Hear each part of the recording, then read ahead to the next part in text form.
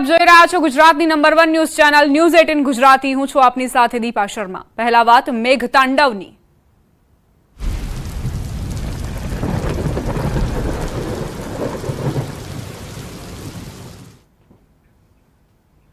6 કલાકમાં 132 તાલુકામાં વરસાદ ખાબક્યો છે। 10 તાલુકામાં 3 ઇંચથી વધુ વરસાદ નોંધાયો।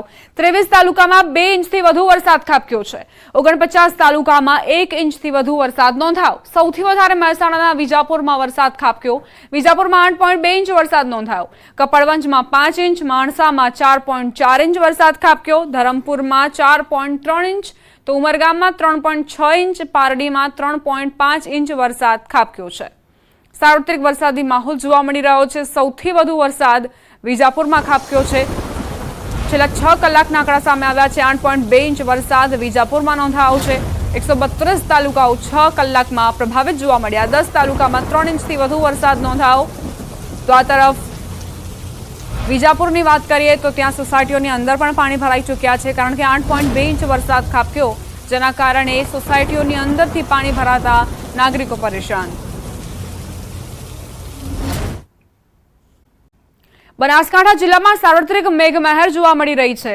ત્યારે ડીસાની વાત કરીએ તો અહીં ધોધમાર વરસાદ ખાબક્યો। સામેલાધાર વરસાદ વરસતા ધોળિયાકોટ વિસ્તારમાં પાણી ભરાયા। ધોળિયાકોટ વિસ્તારમાં આવેલી અનેક સોસાયટી પાણીમાં ગરકાવ થઈ। રસ્તાઓ પર વરસાદી પાણી વહેતા થયા। ધોળિયાકોટ વિસ્તારના રસ્તાઓ પર પાણી ભરાતા સ્થાનિક મુશ્કેલીઓમાં મુકાયા છે। સંવાદદાતા કિશોર જોડાઈ ગયા છે વધુ જાણકારી સાથે। કિશોર, જે અનરાધાર વરસાદ ખાબક્યો છે તેના કારણે શું મુશ્કેલીઓ નજરે પડી રહી છે તમને?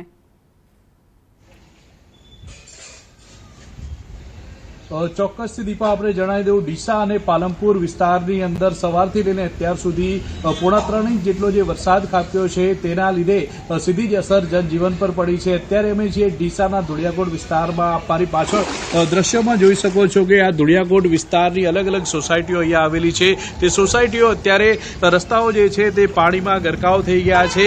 ડીસાના અલગ અલગ વિસ્તારોમાંથી પાણીનો ભરાવો જે છે તે અહીંયા થાય છે આ ધોળિયાકોટ વિસ્તારમાં, અને અહીંયા અલગ અલગ સોસાયટીઓ જે છે તેના રસ્તાઓ અત્યારે સ્વિમિંગ પુલ બની ગયા છે। જ્યાં નજર કરો ત્યાં અત્યારે પાણી જ પાણી જોવા મળી રહ્યું છે।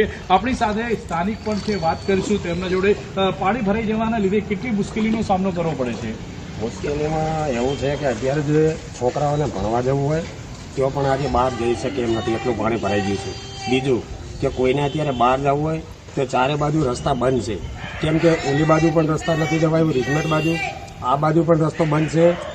એટલે ક્યાંક ને ક્યાંક તંત્રને જાણ કરવામાં આવે, અત્યારે જે પાણી છે તેનો નિકાલ કરે, નહીતર આની અંદર રોગચાળો પણ ફાટી નીકળે એવી સ્થિતિ સર્જાઈ છે। આ મીડિયા માધ્યમથી કહેવા માગું છું કે અહીંયા જ્યારે વરસાદ પડે છે ત્યારે કોઈ પણ કંઈ લેખિત કે કોઈ પણ જોવા આવતું નથી। અને અત્યારે પણ અહીંયા પાણી જે અત્યારે પડ્યું છે આ પોઝિશનમાં દર વર્ષે અને દર ટાઈમે આ જ પોઝિશનમાં પાણી પડ્યું હોય છે।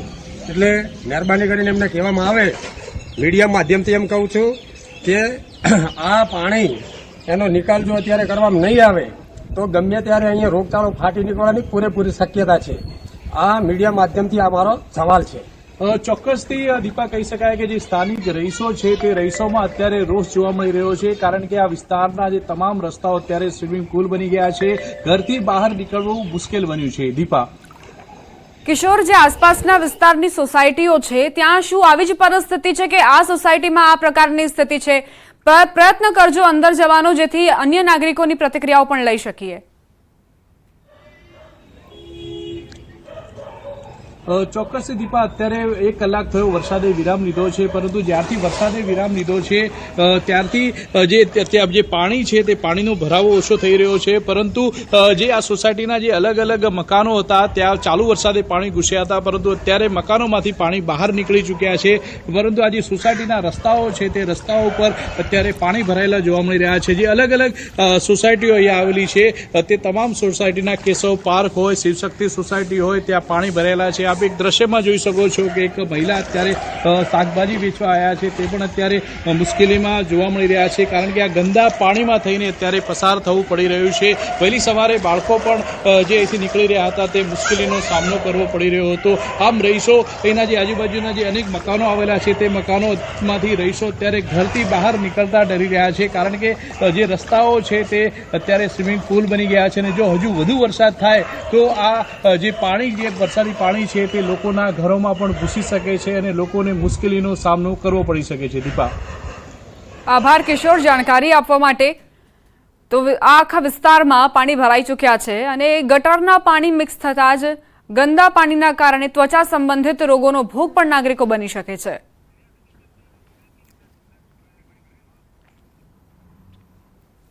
સમગ્ર રાજ્યમાં સાર્વત્રિક મેઘમહેર થઈ રહી છે, ત્યારે બનાસકાંઠાની વાત કરીએ તો વરસાદી માહોલ જામ્યો છે। ડીસામાં ધોધમાર વરસાદ વરસતા હાઈવે પર વરસાદી પાણી ફરી વળ્યા। ડીસા પાલનપુર નેશનલ હાઈવે પર પાણી ભરાયા। નેશનલ હાઈવે પર પાણી ભરાતા વાહન ચાલકો મુશ્કેલીમાં મુકાયા। ડીસામાં વહેલી સવારથી જ વરસાદ વરસી રહ્યો છે। ભારે વરસાદના કારણે અનેક રસ્તાઓ પર પણ પાણી ભરાયા છે। 3 કલાકમાં 2.5 ઇંચ કરતાં વધારે વરસાદ ખાબકતા જનજીવન પ્રભાવિત થયું છે।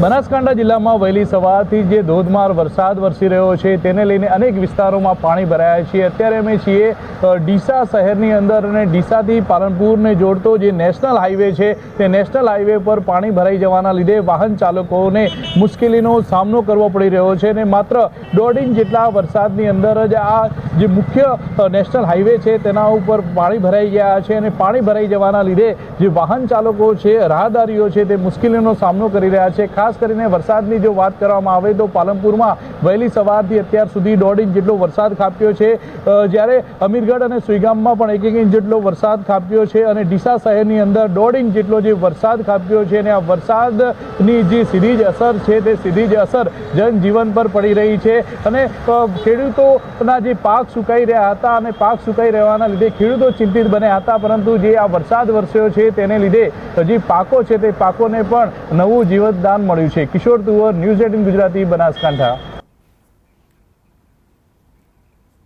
મહેસાણાના વિજાપુરમાં આબ ફાટ્યા જેવી સ્થિતિ સર્જાઈ છે। વિજાપુરમાં 4 કલાકમાં 8 ઇંચ વરસાદ પડ્યો। સવારે 6 વાગ્યાથી 8 વાગ્યા દરમિયાન વરસાદ પડતા વિજાપુર પાણી થયું છે। વિજાપુરની અનુપમ શાળાના કેમ્પસમાં પણ વરસાદી પાણી ફરી વળ્યા। વિજાપુરથી હાઈવે જવાના માર્ગ પર પાણી ભરાતા વાહન ચાલકો મુશ્કેલીમાં મુકાયા છે। આનંદપરા ગામથી માંડી હાઈવે ચોકડી સુધી પાણી ભરાયેલું છે અને 2 કલાકની અંદર 8 ઇંચ વરસાદ પડ્યો।